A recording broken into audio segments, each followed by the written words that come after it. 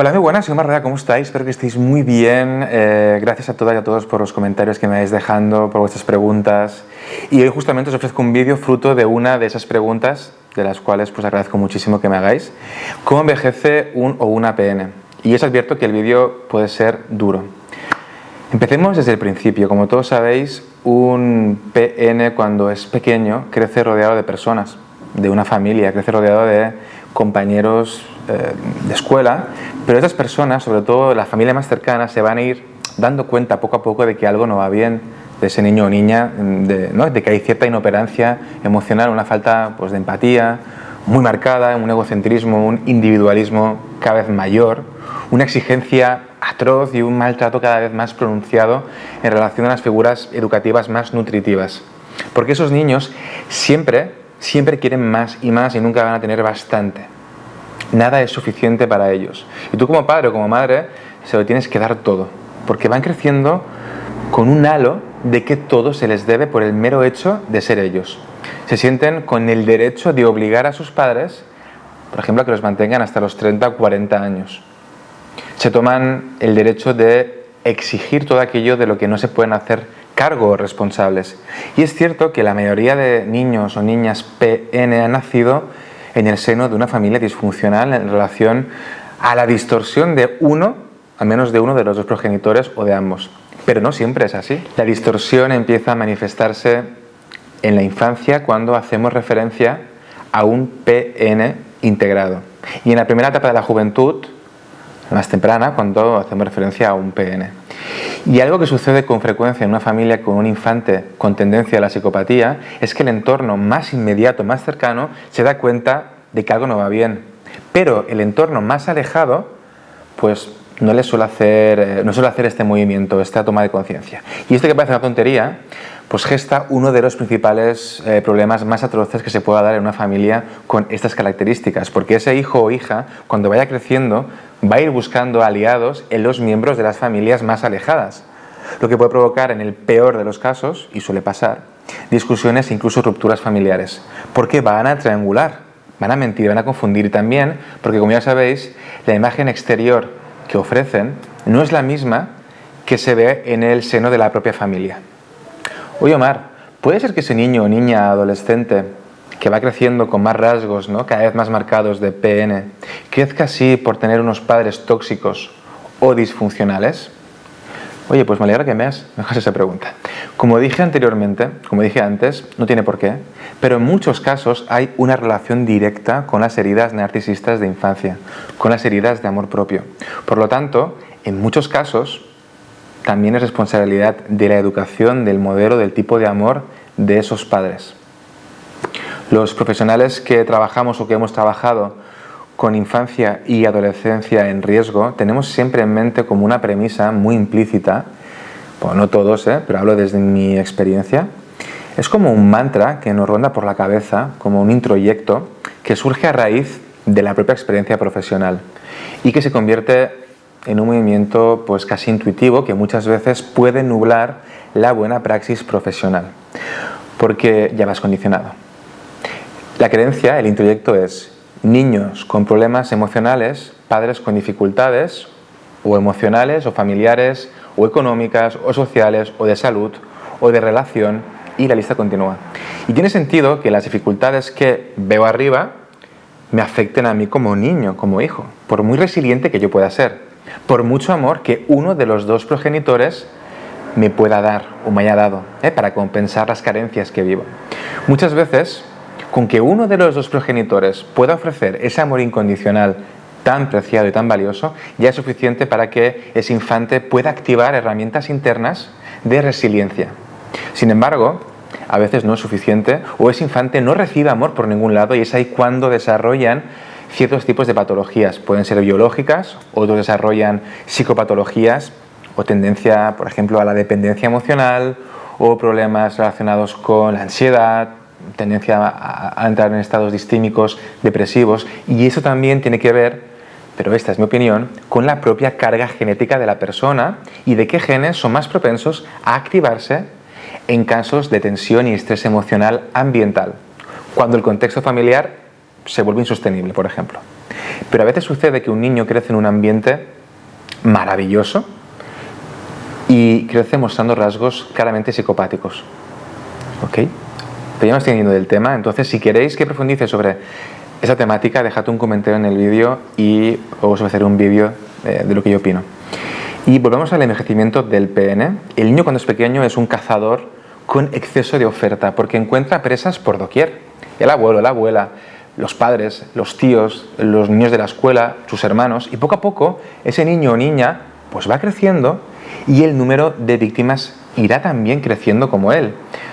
Algunas de ellas van a aplicar el contacto cero de por vida, otros de carácter más dominantes nunca van a caer en la distorsión y le van a poner un límite desde el principio, pero ese niño se va a cebar con aquellas personas que él lea la ausencia de confianza y autoestima. Va a ir también a cebarse con personas nutritivas, personas generosas y amables. También se va a cebar con las personas con la herida de la salvación y también con las personas con tendencia a la dependencia emocional. Y esa inercia se va a ir repitiendo durante el transcurso de su vida, en la escuela, en el instituto, en la universidad, en la clase de baile y sobre todo en el trabajo, porque el medio profesional puede llegar a ser una fuente inagotable de combustible para ellos, sobre todo si ostentan puestos de poder. Y los PN suelen ser muy nómadas, en el sentido de que necesitan ir cambiando de contexto, de ambiente, regularmente, porque claro, llega un momento que se quedan sin presas, a no ser que vivan en una gran ciudad y pues cambian para tener acceso a nuevas víctimas, o porque se les empieza a ver su verdadera cara y entonces, pues claro, se les acaba el chollo. Y les cuesta centrarse en una actividad, tienen que ir como cambiando continuamente de contexto, de actividad, de pareja, de trabajo, de zona geográfica. Pero cuando el PN va madurando, también lo hacen sus técnicas de manipulación, de extorsión, porque en realidad no les gusta el nomadismo. Son nómadas por obligación, porque no les queda otra. Pero su objetivo es llegar a manipular de tal manera que se puedan quedar en un mismo sitio, afianzar, enraizar, y que su fuente de alimento les cueste pues cada vez menos escaparse. Pensad que eso es lo que peor llevan estas personas, porque es en esa soledad cuando ven su vacío y eso pues les atormenta. Y el pene va creciendo desarrollando una máscara de perfección que es lo que le permite seguir chupando energía ajena. Yo lo veo mucho en terapia y no deja de impactarme cuando acompaño a personas que están en proceso de divorcio, pues que sus propios abogados son los que entran de lleno en creerse la imagen de perfección que ofrece el PN o la PN y se acercan, ¿no?, a ellos y se acaban creyendo la versión de la otra persona, poniendo en duda la experiencia de sus propios clientes, convirtiéndose en los peores de los casos, en el peor de los casos, en monos voladores de ese PN. Entonces, imagínate el panorama de la víctima.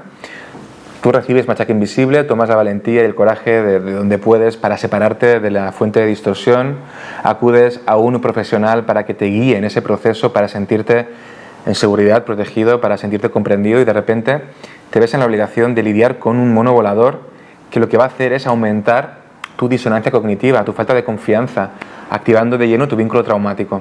Porque claro, si tu propio abogado o abogada te está diciendo que quizás exageras, que quizás es que eres tú la persona tóxica, que se nota que no estás en equilibrio emocional, pues el nivel de impotencia ahí es máximo. A ver, ¿cómo voy a estar en mi centro emocional con todo lo que he lidiado? Con lo que estoy lidiando a día de hoy, emocionalmente hablando. Porque a lo mejor me encuentro en estrés postraumático también. Y en parte es normal que esto suceda porque, claro, tú te muestras tal y como eres. No te esfuerzas en vender una máscara de perfección, al contrario que la otra persona de la que quieres defenderte. Porque esa persona está muy habituada a hacer eso, a entrar en seducción, a llevarse a todo el mundo por delante. Muchas veces incluso al propio abogado o terapeuta que debería empatizar contigo. Y ahí entramos en el terreno del doble abuso, del triple abuso, cuando figuras de protección siguen la dinámica de machaque invisible. Pero fijaos que es muy simbólico que esto suceda. Y volviendo al tema del vídeo, cuando el PN se le escapa a sus víctimas, pues se va a sentir muy mal, las va a odiar profundamente, un odio que será para toda la vida. Porque esa persona le ha hecho ver su vacío con su distancia, le ha dado de lleno en su frágil ego, diciéndoles que aún no son todopoderosos. ¿Y cómo se perfecciona el PN?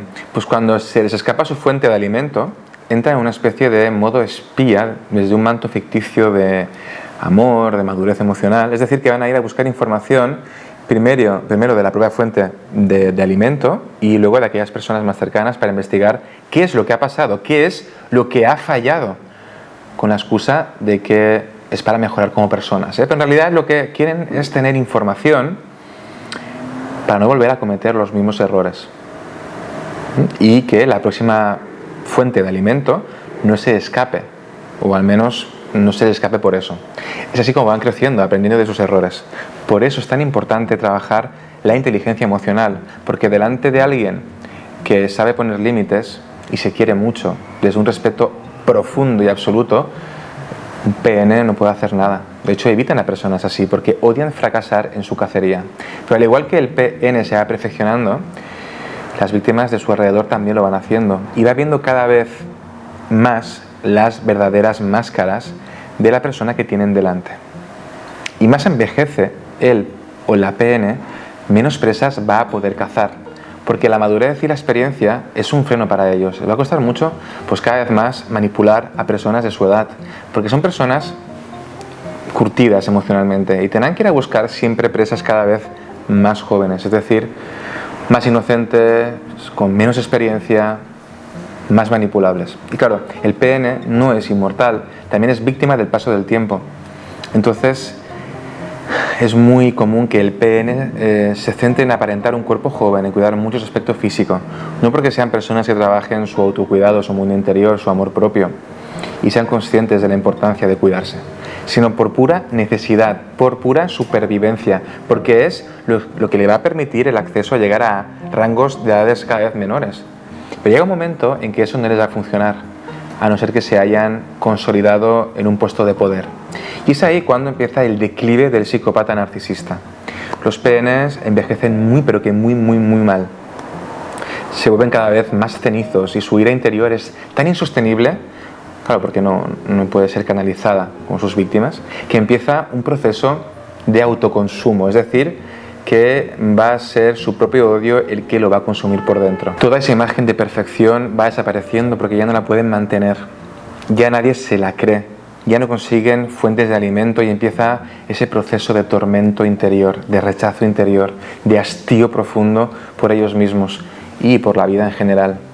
Porque van a empezar a mirar a su alrededor y van a ver que todas las personas, todos aquellos que fueron fuentes de alimento, pues han construido una vida plena, una vida maravillosa, íntegra. Van a conectar con el sentimiento de autorrealización ajena y no lo van a poder soportar porque ellos no tienen acceso a eso. No pueden construir una vida basada en el amor y el respeto, en la construcción de proyectos de vida profundos en conjunto con alguien y en esa impotencia, en esa rabia interna, en ese aislamiento, porque toda la familia se ha alejado, en la soledad absoluta en la que van a vivir porque no tienen acceso a su propia compañía, es cuando el PN empieza a desaparecer. Porque una persona que ha aprendido a amarse siempre va a sentirse acompañada de su propia compañía.